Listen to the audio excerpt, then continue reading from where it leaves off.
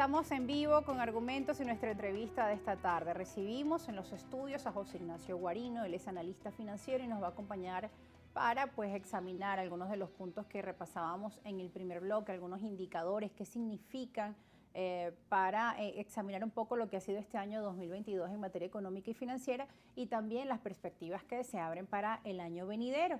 Según el Fondo Monetario Internacional, dentro de unas cifras muy negativas en el mundo, Venezuela es uno de los pocos países, al igual que Colombia y Panamá, que en América Latina tienen proyectado un crecimiento entre el 4%, 6%, veíamos en Ecoanalítica un 4%, por el Fondo Monetario Internacional, un Producto Interno Bruto del 6%, para Colombia 7%, para Panamá también alrededor de ese porcentaje, pero en el mundo todos los porcentajes del PIB están por debajo de 3 puntos, o sea que Venezuela se proyecta, digamos, de una forma quizá positiva o así, se entendería esto. Sí. Decía el economista Asdrúbal Oliveros que estábamos, digamos, estamos como en las cenizas, pero bueno, de ahí estamos recuperándonos. Otros analistas dicen, bueno, es como que estabas en el sótano 7 y subiste al sótano 2, pero nos queda mucho camino por avanzar. Hola Rosa, gracias por la invitación. Bienvenido. Después de tanto tiempo. Siempre es un gusto. Mira, yo creo que tenemos que hablar con sinceridad y tenemos que ser siempre pedagógicos en esto. Los analistas siempre tenemos un sesgo conductual y tenemos sesgos también o paradigmas con base en los fundamentos que nosotros tenemos. Si nosotros decimos eso, como muchos analistas, estábamos en el sótano 8 y ahorita estamos en el sótano 1, por supuesto que vemos una mejoría en Venezuela y lo podemos palpar en algunas zonas del país. Pero también no es menos cierto que se necesita una grandísima inversión estatal y privada para que la economía pueda ir en adelante, porque la economía en Venezuela ha crecido en este último año, 2 años, desde incluso cuando se dio el apagón, que siempre lo menciono que fue como un parteaguas, por la iniciativa privada. El gobierno decidió de alguna forma dejar pasar, dejar ver, y el privado también se dio cuenta que si no tenía su propio esfuerzo, se iba a quedar o como estaba o iba a desaparecer. Eso es muy importante.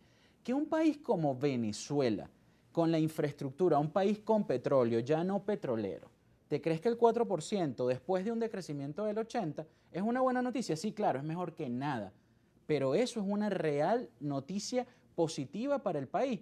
¿Cómo está la pobreza extrema en Venezuela? ¿Cuánto es el salario mínimo en Venezuela? ¿Cuánto es la inflación en bolívares, que es la moneda de uso y curso legal en nuestra Venezuela?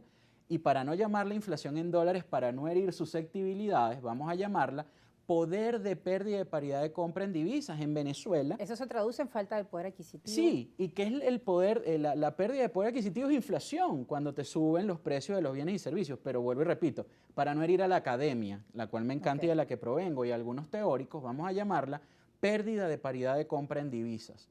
En Venezuela tenemos entonces lo peor de los dos mundos. Seguimos teniendo distorsiones económicas. ¿Por qué no hablamos del IGTF? ¿Qué ha pasado con el IGTF? ¿Qué está pasando con las estructuras de costos de los privados? Los márgenes de utilidad del empresario privado son muy pequeños en este momento y vaya que tienen una carga impositiva importante. Esta ley de armonización en el tema tributario, que el profesor Lobo dijo que entraba en vigencia en el 2023, ¿cómo armonizar esto? Porque la carga impositiva es muy importante en las estructuras de costos de las empresas. Entonces, es un tema como que multifactorial, no nada más vamos a salir a una parte del este de Caracas, que es muy sabroso salir y verlo, porque para entrar, bueno, ya es un poquito complicado, ¿no? Según el poder adquisitivo que tenga cada persona, pero eso no lo podemos extrapolar a toda la economía venezolana. ¿Qué está pasando en Margarita? En Margarita los ciudadanos tienen más de 6 u 8 horas que no tienen luz. ¿Cómo vamos entonces a hacer turismo? Tuvimos un programa el viernes con una diputada de Nueva Esparta y la situación es terrible. Hasta 2 o 3 días la gente sin luz, sin agua, en un espacio que queremos declarar zona económica especial y atraer el turismo. ¿Cómo vamos a tener eso allá? Entonces, tenemos que analizar en detalle el contexto y el entorno donde nos estamos moviendo. Somos una economía que todavía depende del petróleo. Muchos analistas no lo mencionan, pero esto de retomar la mesa de diálogo es muy importante. Venezuela no va a tener un crecimiento sustentable, viable, factible e importante en el tiempo si no reestructura su deuda externa.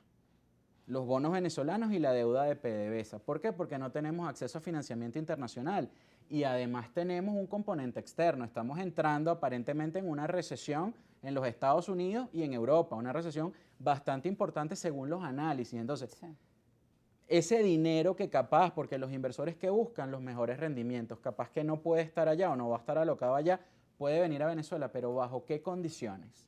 Y esas son las condiciones que se están negociando, que están por parte de esa mesa de diálogo, porque aquí lo político está condicionando también ese tema económico. Ahí veíamos en la lista, estamos en el top 6 de los países con más sanciones en el mundo. Sí. Eso obviamente limita el tema del comercio, de las inversiones, la inversión privada, la mencionabas tú, que es muy importante reactivar la inversión privada. Ahora, hay algunos cambios que también en la dinámica geopolítica han permitido que Venezuela vuelva a tener relaciones comerciales y también vuelos aéreos con países como Colombia. Ahora se espera lo propio con Brasil para enero, cuando asuma Luis Ignacio Lula da Silva. Y bueno, otros cambios que hemos estado observando. Bueno, hay que esperar porque el presidente Bolsonaro demandó la nulidad de unas votaciones que aparentemente representan el 40% de los votos.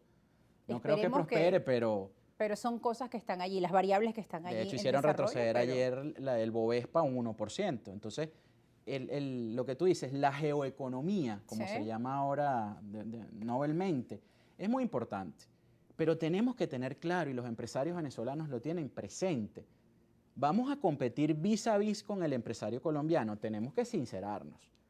No tenemos las capacidades, no tenemos el desarrollo, no tenemos la tecnología, no tenemos el internet, por Dios, con la velocidad necesaria para hacer negocio. El tema de los servicios públicos que es tan vital, no tenemos luz, no tenemos agua. Cuando tú estás en un negocio, podemos hablar del retail en Venezuela y tienes que comprar un ERP, que es un sistema que te integra y te permite todo lo que es el manejo administrativo, comercial, logístico, de mercadeo, no son $3, te cuesta miles de dólares. ¿Qué empresas en este momento los tienen con unos márgenes tan reducidos? O cuando vienes incluso de un fenómeno que vivimos, pero parece que se nos olvidó que fue el bachaqueo. Claro. Ojo, no nos podemos quedar en el pasado, porque el pasado lamentablemente no se gerencia, pero tienes que estar en el presente mirando qué pasó y cómo estás hoy día por eso que sucedió.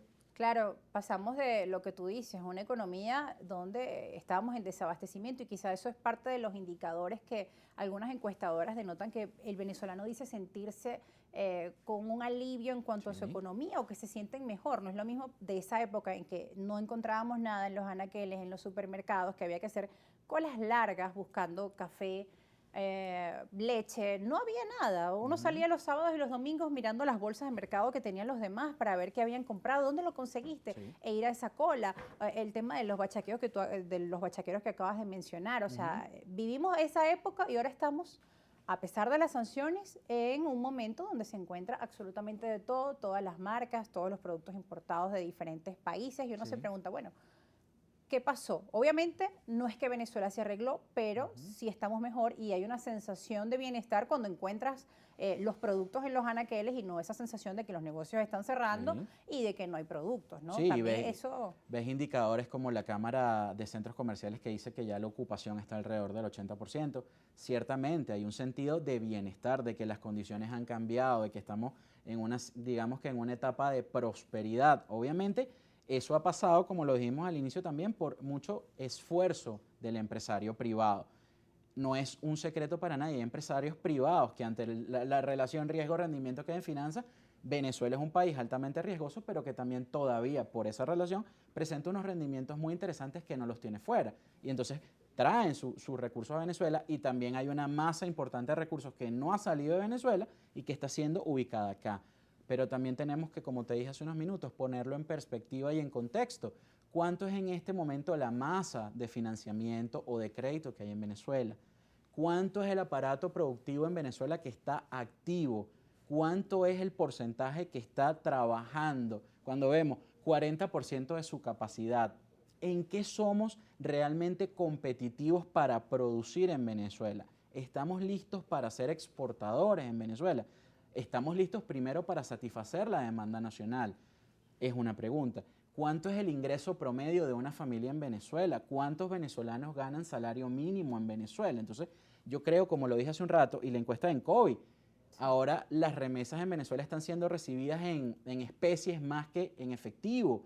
Y con lo que está pasando en Estados Unidos o en Europa, las remesas en efectivo están disminuyendo hacia Venezuela. También vemos cómo los reportes te indican que la bancarización de divisas en Venezuela está disminuyendo y lo ves en muchos comercios que que entró en vigencia el IGTF, su mixing de caja, es decir, sus ingresos eran 70 en dólares, 30 en bolívares. Hoy día eso se mezcló.